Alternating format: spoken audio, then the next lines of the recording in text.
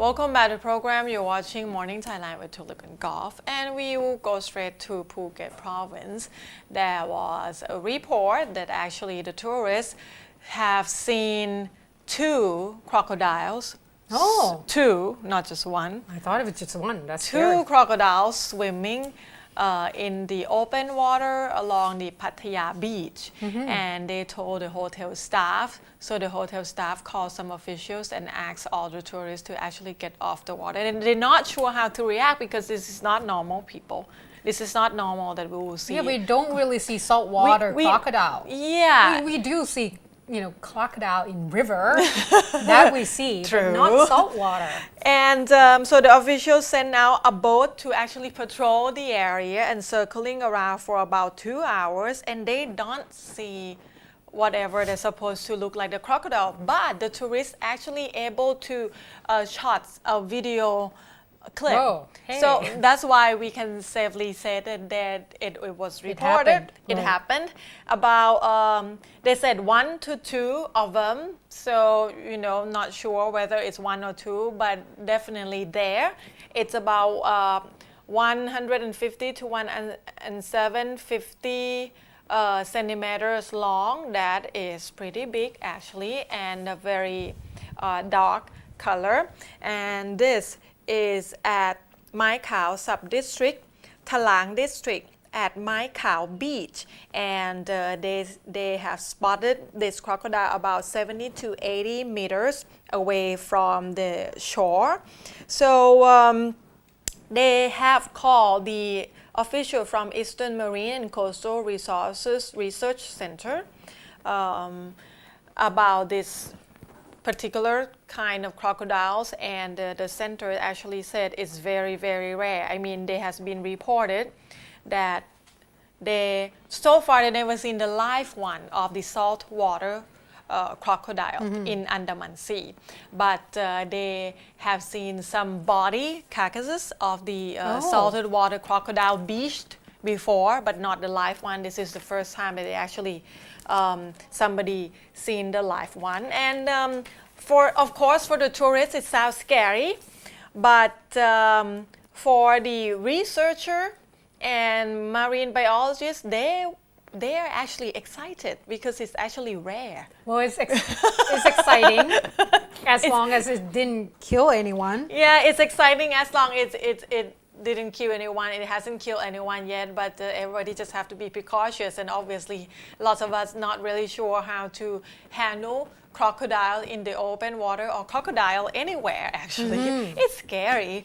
So yesterday after some tourists saw this crocodile, the hotel staff just asked everyone to actually not just the water, get off the beach and just stay in the hotel just to be safe. Yeah, because crocodile can walk on the beach. Yes. And you can actually see the spikes Yes. on the back. It was quite scary. That is obviously a crocodile. Goodness me. That's not very good for tourism, It's isn't it? scary. It's very scary. All right. Just change the tone a little bit here to something scary, but not really, funny scary, because it's led to quite a bit of a death incident. And we have reported a lot about the southern violence, and it's just getting to be quite disheartening each day that we have to report about it. But it's better to be in the news than be forgotten. So here it is. Apparently over the weekends, what happened is in Narathiwat as well as in the Pattani province, there has seen quite a bit of the violence led to several deaths. Started off in Narathiwat province early in the morning. Yesterday, they say that there has been a report of an explosion near the railway itself, the Todeng Station Railway.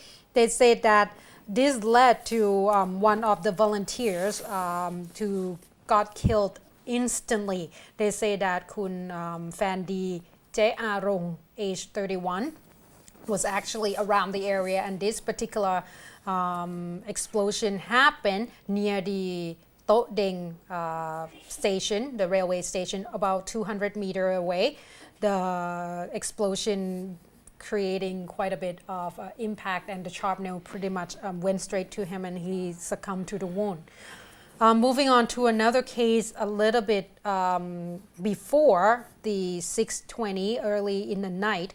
They say that there were incident where the night before, so it's actually happened at 9 p.m. of the 2nd of November on the Saturday.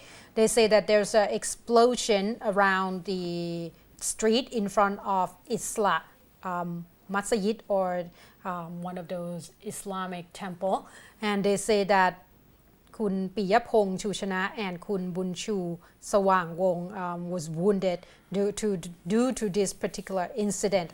But they say that the authorities were afraid that this might be part of the one of those tactics to get all the authorities into the area. So they waited until in the morning before they went in to the incident, is the spot itself. And they say that it happened as 4 of the rangers were driven the motorcycles, 2 motorcycles altogether, just kind of patrolling the area in front of the Islamic temple itself. But the explosion took place and it injured the 2 rangers, as has been reported. They say that another incident took place in Pattani province where Kun Rose Mekngo was actually attacked by a group of insurgents, and they say that they used the M16 as well as the AK rifles. He was sent to the Pattani hospital. They believe that it could have been just the personal issue, or it could be the trying to instigate a little bit more violence in the area. And another incident was the ex-ranger that took place in Pattani province as well. The first one took place in Yarang. Another one took place in Yaring, Kun Santi, where Busa was killed instantly in front of his wife and children. They say that 4 culprits went into his house and started shooting him. Found at least 21 of the bullet shells in the area. He died instantly as well. In Kokpo district, the ex-ranger Chakrapong Satchapan also got killed. Not got killed, excuse me. For this particular person, the ex-ranger was just got injured in his arm, but they believe that it's probably trying to instigate violence. And the last one, this particular incident, person got killed, Kun Sarapong Dang Pratet, in Panarat district. He was shot while he was sitting in the tea shop. And those were all in just one weekend. Yeah, and they say that at this point, in the October alone, according to the report or the survey by National Security Council? Songkhla University Deep South Watch, or DSW, they say that 118 incidents happened in October alone. So we are approaching the new month, and hopefully the numbers will be a lot less than last month. There's so many things happening in Thailand at the moment. Silent violence that has been going on, and right now 3 protests started in Bangkok against the amnesty bill. And what I'm about to tell you is another one in Prachuap Khiri Khan that has been setting up on the Phetkasem road at the kilometer 410 to 419 for over a week now. This is the second time they come back. Actually, they had some kind of progression reported yesterday afternoon that finally the official able to have some agreement with the protesters, and the protesters agree to open part of the road. So they agree to open the northbound of the Phetkasem road during kilometer 410 to 419. So there will be 2 lanes open. So right now the commuters will be able to use the road in 2 ways, both northbound and southbound.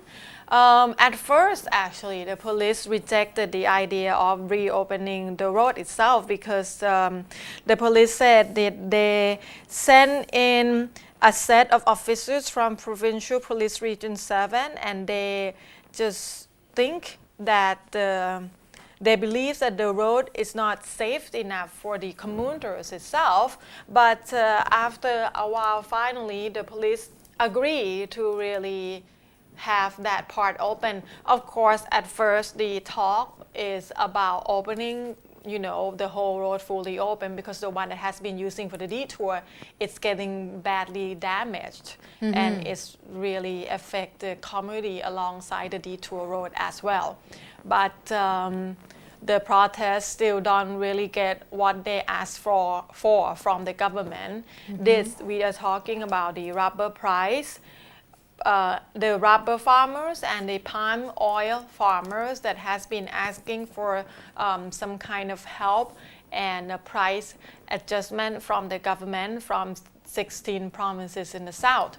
So they are still there. And Phetkasem Road, also yesterday, there were 2 incidents reported that actually kind of stir some sense of insecurity or unsafety to the protesters. At 6:45 a.m. yesterday, there was a report of suspicious box in 2 spots, not too far from the protest site. The first one is at a house in Thong Mongkol sub-district on the side of the Samrong Ban Ma Rong Ban Wang Yao Road, and the police saw a box, and inside a box there is actually a TNT bomb. And with the wire, the red, the green, the white wire, the 12 inches long and taped with the black duct tape. But the police able to get there and disassemble the bomb before it go off. So they already took the evidence for further investigation. Another incident reported also at the same district, but in Bang Sapan, also in the same sub-district, in Bang Sapan district. It's a house of Chat Bao Si. They found 79 grenades, 2 of them, and 2 of them that was put together with the duct tape and with a electrical cord about 12 inches long. So it sounds not that much different from the first one, but the first one is a TNT. The second reported is actually the M79 grenade put together to use as a bomb. But the police believe that this is just for creating chaos, not really meant for hurting anyone. But both house is only around 20 meters from the protest site. So it's probably just to scare people off, they believe. All right. Well, hopefully we're not going to see any violence on those incidents. All right, very quickly before we go for a short break, there has been a talk about a program that has been launched by the Office of Narcotic Control Board, trying to make sure that all the communities are narcotics free, or at least drugs free at this point. They say that this particular program has divided each of the communities into classes, 4 altogether. The first one is just regular watch out for the situation. So these particular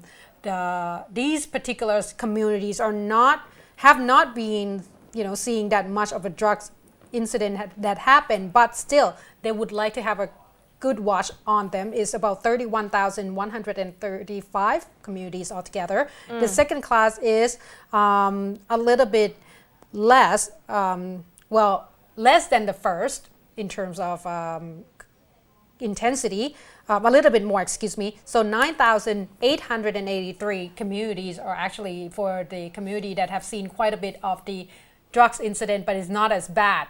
The third one, of course, is about the medium, they call it, in terms of the intensity with the drugs trafficking in the community itself, about 24,611 communities. But they say that for the risk area, they looking at 16,408 communities altogether.